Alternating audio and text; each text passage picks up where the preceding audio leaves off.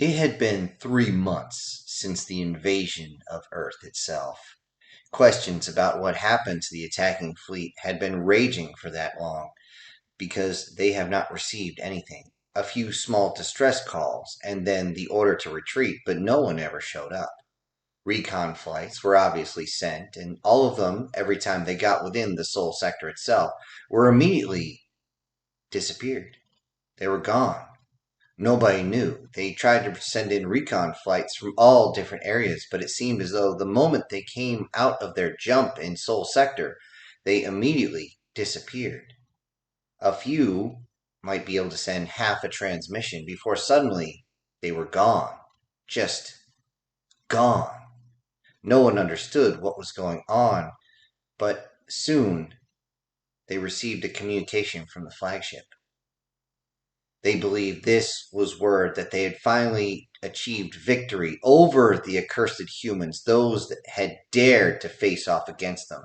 Many inside the council jumped and squealed and waved their wings and their talons and their tails in all sorts of delight that humanity may have been totally annihilated, though the cost to their ships was most likely going to be very heavy. They knew that this would make sure that no other upstarts would ever come across. No one would ever try their authority ever again. They received the communication from the flagship saying that they needed all representatives to assemble for debriefing. They didn't want to leave anyone out, which was slightly strange, but they still listened. And to their absolute surprise, once they had everyone assembled and they sent the word that they had finally done so, a ship jumped in. Though this was not the flagship. This amazed everybody. It was the same size. It had similar weaponry, at least from what they could see. And it was transmitting the exact right IFF, identify friend or foe signal. So none of the weapons immediately turned towards this ship. But everyone was suddenly told to shelter in place and hold as they were not sure what was going on. Security alarms were going off, and of course the council chamber was immediately sealed. The chancellor of the chamber started looking at his escape hatch behind the chair that he sat on. He realized he would have to tuck his wings in very tight to get through, as he had gained a lot of weight since he had taken this position. Yet he knew that he could still get down the emergency hatch if he tried. He would be able to get away and let everybody else be lost. He knew this was the only way. As they listened to the alarms suddenly started making a strange sound, as though the system itself was having trouble figuring out whether it wanted to keep the alarms on or not. And eventually the alarms simply stopped, and there was a strange noise. Everyone listened. Many of them raised their spikes. Others turned their heads in one way or another, but they all heard the same thing. The sounds of concussion hitting the ground. The floor itself began to shake slightly as they could hear it get closer and closer. There was no true rhythm to it. It was simply coming, stomping on the floor. Eventually, something arrived to the chamber. The door suddenly beeped, as it normally does right before it opens. And then in walked the humans. The original 4 that were on trial before walked in, and behind them, 8 massive bipedal creatures in huge robotic suits, all carrying weapons almost the size of a human themselves, walked in right behind them. All of them turning their heads around, looking at the council, looking at the security, but the security was even more dumbfounded. They would not do anything without word to do so. And everyone simply watched and realized that the humans had won. But how? Everyone realized that if the humans were strong enough to fight off their combined fleet, what the hell were they going to do in the council chamber? They were all confused, but more than that, they were just straight out terrified. They realized that if these humans wanted them dead, they'd be dead, but that didn't stop the massive stomping of metal boots onto the floor, shaking the ground at each step. Every single one of them was showing sheer signs of being petrified in fear. Many species would pass out, others would lose control of their bodily functions and simply relieve some sort of fluid or mess onto the ground.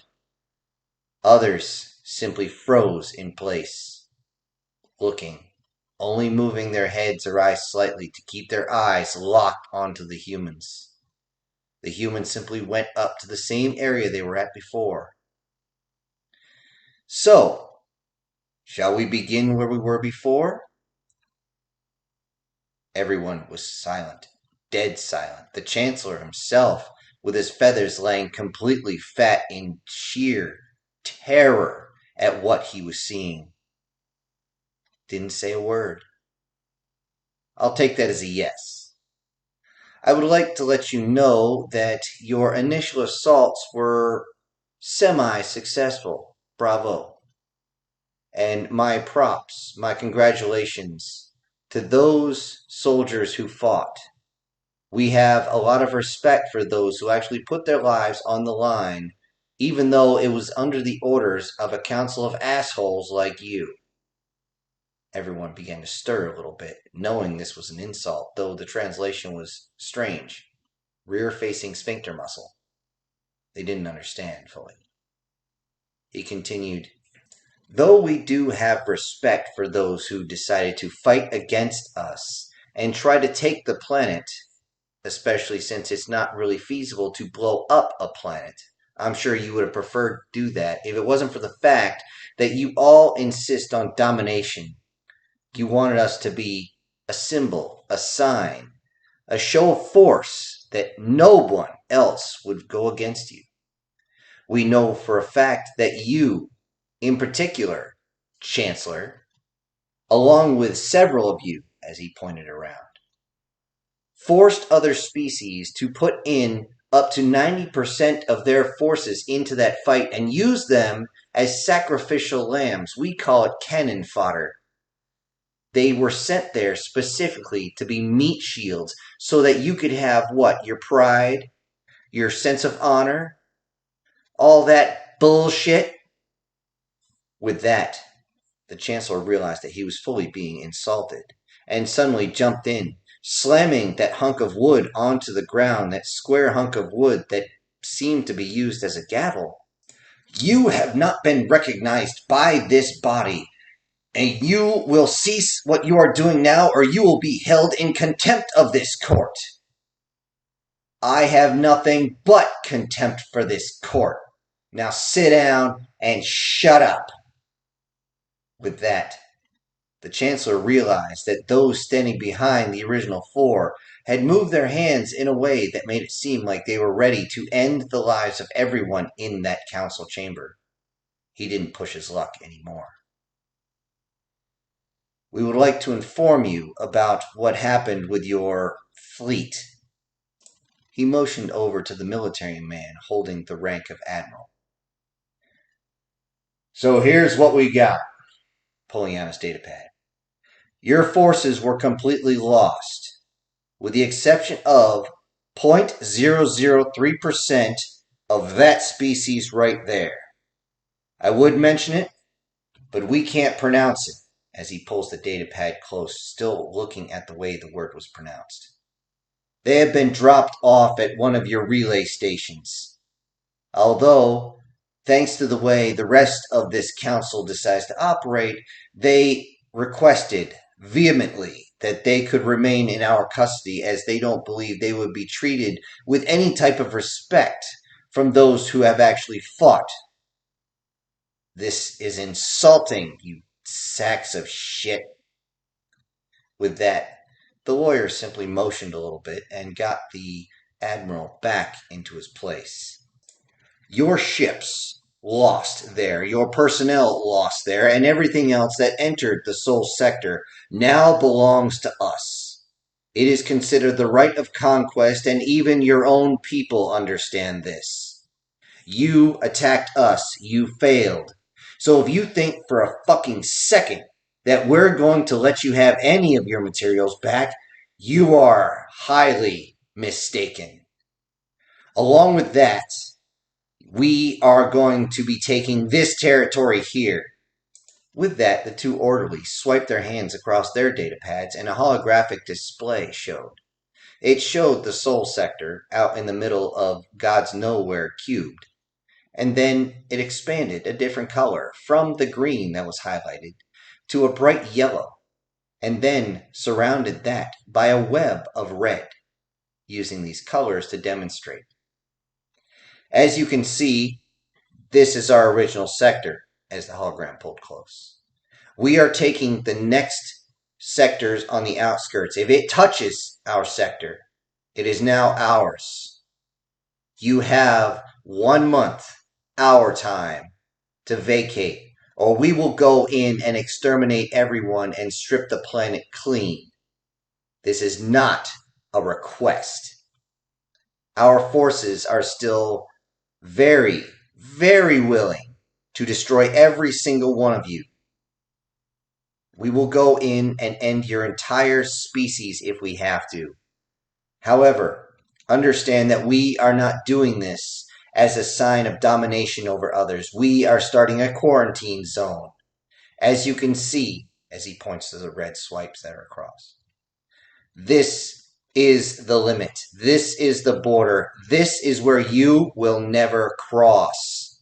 If you do, we will end you immediately, as all your recon flights have been taken down, some quite violently.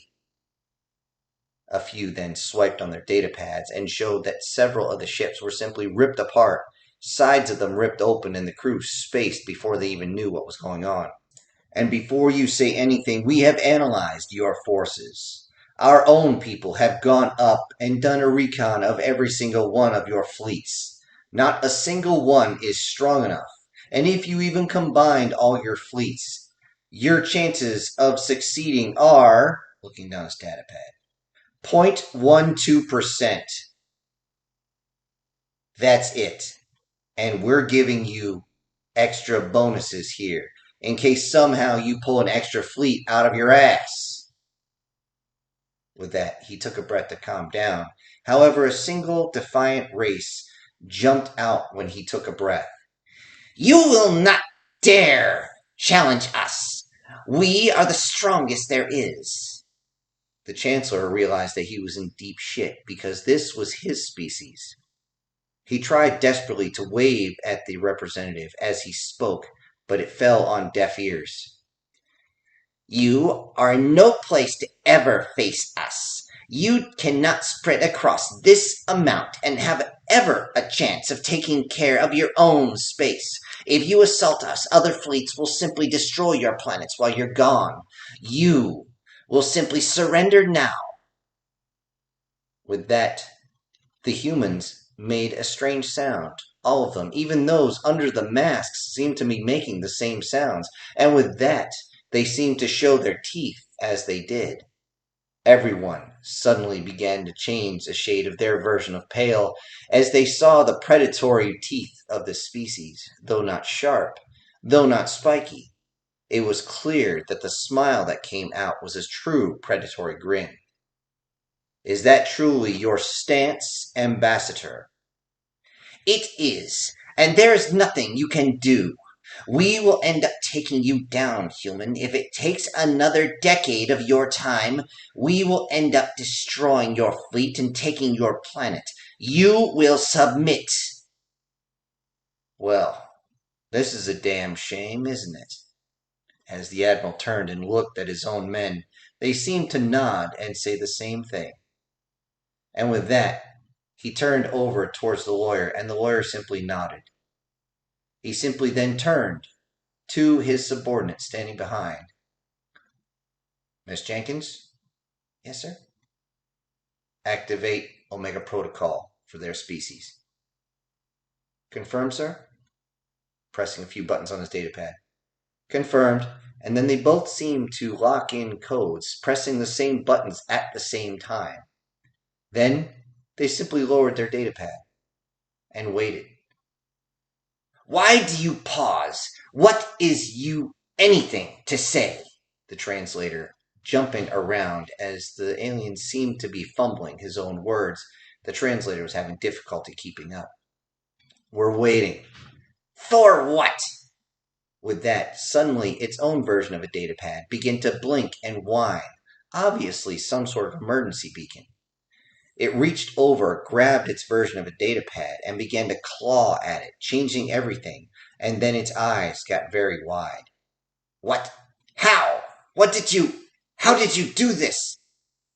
Everyone seemed to look, and before they could do anything, the two young ladies behind them again swerved on their datapads, and then swiped hard to one side, showing a live stream video in 3 dimensions of what their home planet now looks like. Their home planet on one side was nothing but a burning cinder, as a large meteorite had just crashed into them. How did you do this?" Military secret. But our world." The Chancellor dropped into his seat, realizing that if he even tried to dive for the escape hatch, it wouldn't matter. The humans would just hunt them down and destroy any rock they happen to be on. They received word that they had not known what was coming. The meteor just appeared out of nowhere and then fumbled right through the atmosphere, gaining all sorts of kinetic speed before it went. The size, when it hit, destroyed the axis of the planet. It was now beginning to drift off its own orbit and would soon be unlivable. It would be a rogue planet. This was enough to make the entire room freeze. Humanity was willing to actually destroy planets. This was not something any of them ever thought possible. They all truly began to fear what they were seeing. The humans in the center of the room just sat there, silently, waiting for the room to calm down, as many more of the aliens themselves began to send notices to the humanity, begging for them not to end their own world. It was known at that point that many of the species that were dragged in to the conflict were given messages that they were already well aware. Humanity knew. Humanity knew which species did not want to actually invade the Soul Sector, and these species would be considered non-combative as long as they didn't make a single move against humanity. All the rest that demanded that the others send ships, well, they were now targets. They would not be allowed anywhere near humanity's space. Even if they got within half a light year of the border, they may be fired upon. Everyone received this word. This seemed to calm some down and completely put the fear of the Almighty into others. The humans simply reiterated, "So now that we've made our point, our demands are simple. This is our new territory," raising up to the hologram that had not been dropped the entire time, showing their new sector. "And it will not be violated. You will be destroyed if you enter it. However, we also have one final demand that you will adhere to.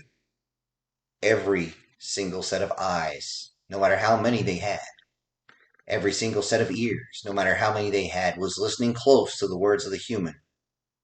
He simply stated, 'Leave us alone.' And with that, they turned and walked out. Everyone stood right where they were, or stayed seated where they were. Many of them still wet from their own secretions as they were petrified at what they had just witnessed. Humanity simply walked out, defiant of everything that the council stood for, everything this court had ever dictated.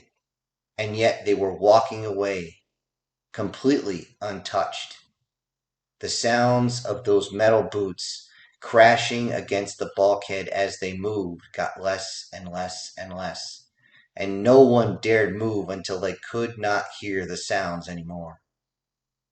With that, they again watched on their own pads as they watched the human ship that uncoupled from the side of this giant space station and then seemed to shed the outer shell that was made up of their battleship, showing a new, pristine ship underneath, one that had weapons that seemed to be strong enough to blow the entire station apart with not even a full volley. The ship simply turned and didn't go to FTL, but jumped away. Many of the species didn't even think that was even possible, but it seemed to almost blink out of existence. It was horrifying. Inside humanity's space, everybody knew why they didn't just go to war with the entire cacophony of critters that they would be facing out there in the ether of space, but it come down to simple logistics. They just didn't have enough. When this whole thing started, they had almost 8 billion. The first battle alone cost humanity over 1 billion lives. That's not even including how many died because they didn't have hygienic water. They didn't have food afterwards. This was not truly put in the calculations, but everyone guesstimated that it was roughly another 500 million dead within a year. It was horrific. Then the battle that they defended Earth with, though better prepared, cost them almost another 1.25 billion. The amount of bombardments that was able to get down into the bunkers that was meant to protect everybody, the amount of time it took to dig everyone out, plus the loss of those soldiers and militia that fought on the surface. The only thing that supplemented them was the robots that they had created. But they couldn't leave everything to AI. They wouldn't. Because they are humanity. And humanity will never give up its one place in the stars, and it will protect its territory no matter what. Yet the fear that humanity had faced for so long was now aimed outward at those who would cause harm to Earth and all its sisters. Now, humanity could breathe, and humanity can grow once again. They can reach out to the stars inside the restricted area, and sometimes just enough to make sure that their own territory has not been violated. They would protect their borders, and no one would ever enter human space purposely ever again. And they would make sure of it by making sure that any vessel that comes through would immediately be destroyed, and what was left sent through the ether as a warning. Don't fuck with humanity. We fuck back.